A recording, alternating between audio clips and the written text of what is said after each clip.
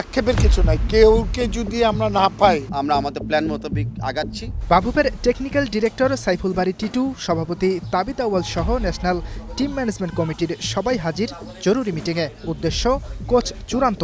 বিকেল গড়িয়ে রাত হলো, মিটিং শেষ হলো। অপেক্ষার প্রহর শেষ হলো না। কে হচ্ছেন হামজা সমিতদের নতুন কোচ তা জানানোর জন্য সারাদিন অপেক্ষায় ছিলেন গণমাধ্যম কর্মীরা, জানার জন্য অপেক্ষায় ছিলেন ফুটবল ফ্যানরা।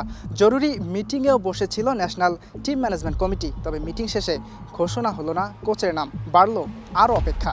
মে 15 তারিখে আমরা ফাইনাল একটা চুক্তির দিকে চলে যাব। এই চুক্তিটা অফকোর্স অনলাইনে হবে, বাট আনুষ্ঠানিকভাবে আমরা আপনাদের সামনে কার সাথে চুক্তি ফাইনালি করতে যাচ্ছি সেটা আমরা জানিয়ে দিব। তা আমাদের ডেডলাইন পিছাবে না, আমরা আমাদের প্ল্যান মোতাবেক আগাচ্ছি। শর্টলিস্টে থাকা কোচদের নির্দিষ্ট কোনো যোগ্যতা দেখা হচ্ছে না। বাংলাদেশের জন্য উপযুক্ত হবেন তাকেই করা হবে বাছাই। আমরা সকল সাথে ডিসকাশন করতেছি, প্রত্যেকটা ডিসকাশনই কেস টু কেস একটু ভিন্ন হচ্ছে।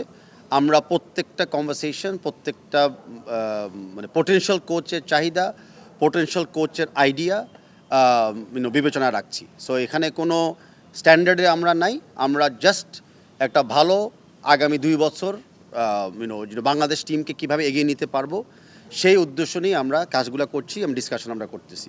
তার ভিতরে আমরা ভেরি ওপেন মাইন্ডেড যে কাকে কিভাবে অ্যাকোমোডেট করতে পারবো সেই চেষ্টা আমরা অবশ্যই করব।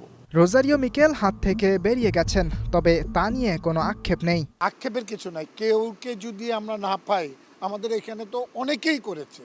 তার মধ্যে আপনারা জানেন শর্ট লিস্টে আমাদের 13 জন ছিল। এখন 13 জনের থেকে একজন যদি চলে যায়, আমরা 12 জনকে নিয়ে কাজ করব। বাফুফের সভাপতি তাবিত আউয়াল আগেই জানিয়েছিলেন 15 তারিখের মধ্যেই চুক্তি করা হবে নতুন কোচের সঙ্গে। বাংলাদেশের পরবর্তী ম্যাচ আছে আগামী মাসে 5 তারিখে সান মারিনোর বিপক্ষে। সেই ম্যাচের আগেই নতুন কোচ নিয়োগ পাবে এবং তিনি বাংলাদেশ দলটাকে নিয়ে ইউরোপের উদ্দেশ্যে রওনা দেবেন। ইয়াসির আরাফাত সবুজ, স্টার প্লে, ঢাকা।